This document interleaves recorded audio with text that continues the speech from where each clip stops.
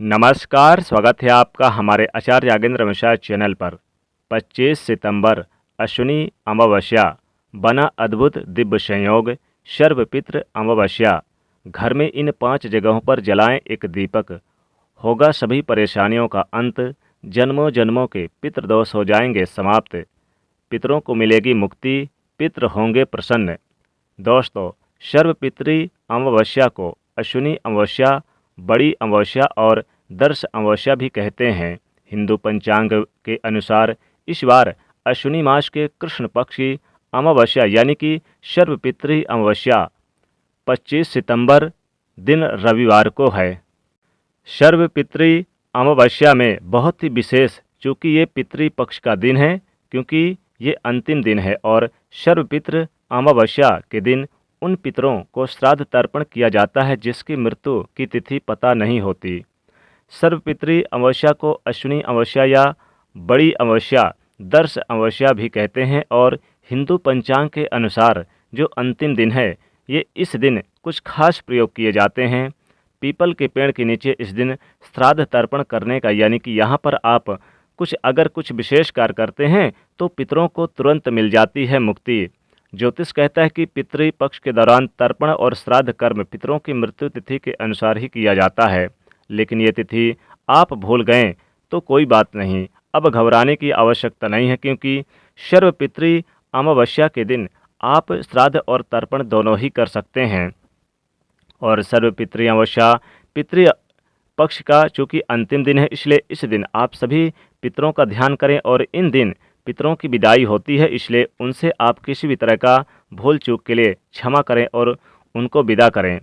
अब इस दिन कुछ खास काम किए जाते हैं, क्योंकि श्राद्ध के दिनों में पितरदेव धरती पर आते हैं और उनका किसी भी रूप में अपने वंशजों के यहाँ आगमन होता है। ऐसे में अगर उन्हें तृप्त ना किया जाए तो उनकी आत्मा अतृप्त ही लौट जाती है, और इसीलिए सर्वपितृ अमावस्या के दिन पितरों को शांति देने के लिए और उनकी कृपा प्राप्त करने के लिए गीता के 7वें अध्याय का पाठ भी करना चाहिए, और आप चाहें तो 11वें अध्याय का भी पाठ कर सकते हैं। साथ ही उनका पूरा फल पितरों को समर्पित कर दें। ऐसा करने से पितृदेव प्रसन्न होते हैं और आशीर्वाद प्रदान करते हैं। तो 25 सितंबर को जब अमावस्या तिथि है इस बार, तो इस दिन कुछ विशेष प्रयोग भी किए जाएंगे, लेकिन कुछ विशेष उपाय जो आपके जीवन के हर कष्टों को दूर करेगा। तो कहा जाता है कि इन पितृपक्ष में पितरों को यमराज की ओर से मुक्त कर दिया जाता है। ऐसे में हमारे पूर्वज पृथ्वी पर अपने वंशजों के बीच आते हैं और उनसे अन्न जल की अपेक्षा रखते हैं। पूर्वजों की आशा को पूरा करने के लिए श्राद्ध और तर्पण किए जाते हैं। शास्त्रों में बताया गया कि श्राद्ध और तर्पण के जरिए ही हमारे पितर हमसे प्रसन्न होते हैं और उनको जल और अन्न प्राप्त होता है। अब जिस तिथि को उनकी मृत्यु होती है, श्राद्ध पक्ष की इसी तिथि को श्राद्ध किया जाता है। लेकिन आपको पता नहीं है तो अमावस्या के दिन करें, लेकिन कैसे करेंगे? देखिए, वैसे तो सभी पितरों को एक साथ ही इसे दिन याद किया जाता है, और अमावस्या के दिन 16 ब्राह्मणों को भोज कराने का विधान भी है। अगर आपको 16 ब्राह्मण नहीं मिलते तो कोई बात नहीं, जितने मिलते हैं उतने ही करा दें। और श्राद्ध करते समय घर की दक्षिण दिशा में सफ़ेद वस्त्र पर पितृ यंत्र स्थापित कर सकते हैं और उनके निमित्त तिल के तेल का दिया जलाएं। सुगंधित धूप बत्ती उन्हें अर्पित करें। चंदन और तिल के मिले जल से तर्पण दें। कुश के आसन पर बैठकर गीता के 16वें अध्याय का पाठ करें और इसके बाद ब्राह्मणों के लिए जो आपके घर में सात्विक भोजन बना है उनमें से 5 हिस्से निकालिए, जिसको हम पंचबली कहते हैं। देवताओं के लिए, गाय के लिए, कुत्ते के लिए, कौवे के लिए और चींटियों के लिए। इसके बाद ब्राह्मणों को खिलाइए। खीर, पूड़ी, सब्जी, मिठाई और लौंग, इलायची, मिश्री सब कुछ शामिल करिए। श्रद्धापूर्वक खिलाइए, प्रेम से खिलाइए। फिर ब्राह्मणों को आपके पास जो भी सामर्थ्य है उसके अनुसार वस्त्र का दान करें, दक्षिणा दें, पैर छूकर आशीर्वाद लें।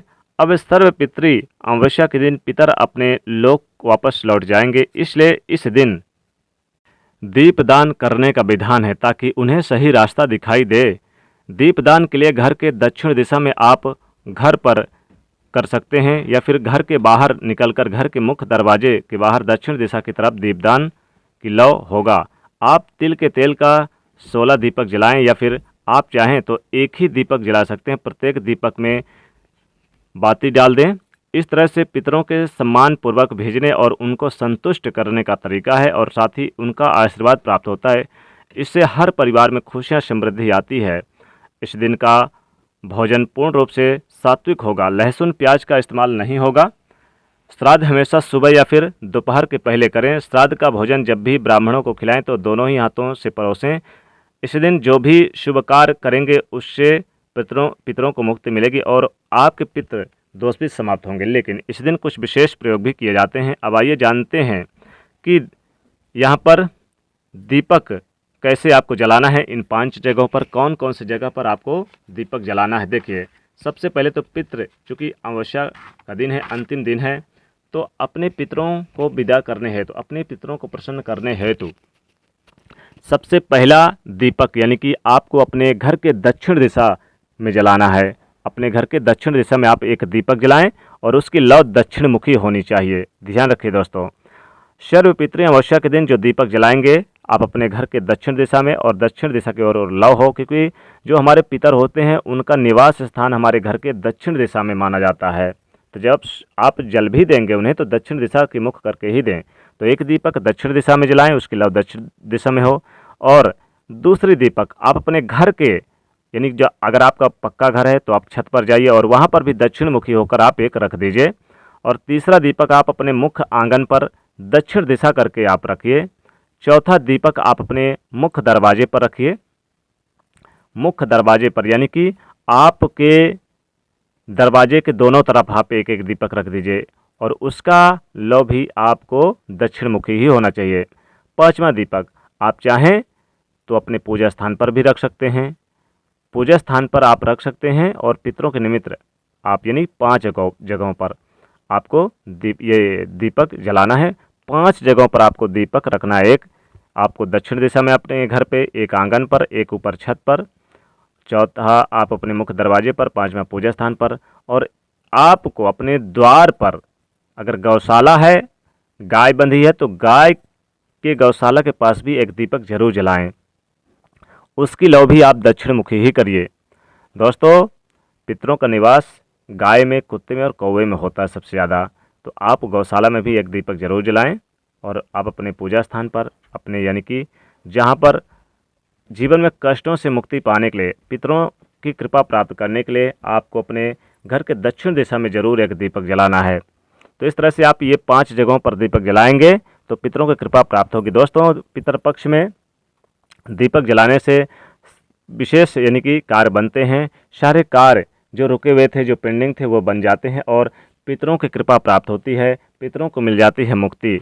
दोस्तों, दीपक के माध्यम से पितृदेव काफ़ी प्रसन्न होते हैं और पितृदेव संतुष्ट हो जाते हैं, प्रसन्न हो जाते हैं और अपने वंशजों को आशीर्वाद देते हैं और उन्हें शुभ फलों की प्राप्ति कराते हैं। जीवन में कष्ट उन्हें नहीं झेलने पड़ते, मान सम्मान सब कुछ प्राप्त होता है। तो इस प्रकार से आप ये उपाय दीपक जरूर करें, यानी कि आपको 5 जगहों पर दीपक जलाना है। मुख्य दरवाजे पर जरूर जलाएं, अपने घर के दक्षिण दिशा में आप दीपक जलाएं, आंगन पर जलाएं, पूजा स्थान पर जलाएं और ऊपर छत पर जलाएं और गौशाला के पास जलाएं। तो इस तरह से आप दीपक जरूर जलाएं। तो दोस्तों, दीपक का महत्व पितृपक्ष में बहुत होता है, खासकर सर्वपितृ अमावस्या पर। वैसे चाहें तो सर्वपितृ अमावस्या पर आप प्रत्येक कमरे पर, प्रत्येक जगह पर आप दीपदान करें। अब दीपदान जो करेंगे वो सरसों का तेल का हो।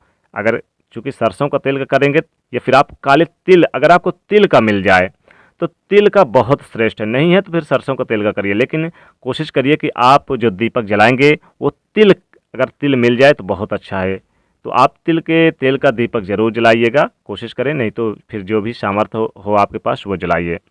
तो दोस्तों, वीडियो पसंद आए तो लाइक करिएगा, ज़्यादा से ज़्यादा शेयर करिएगा, चैनल को सब्सक्राइब करिएगा। जय पितृदेव, जय शनिदेव, जय माँ लक्ष्मी।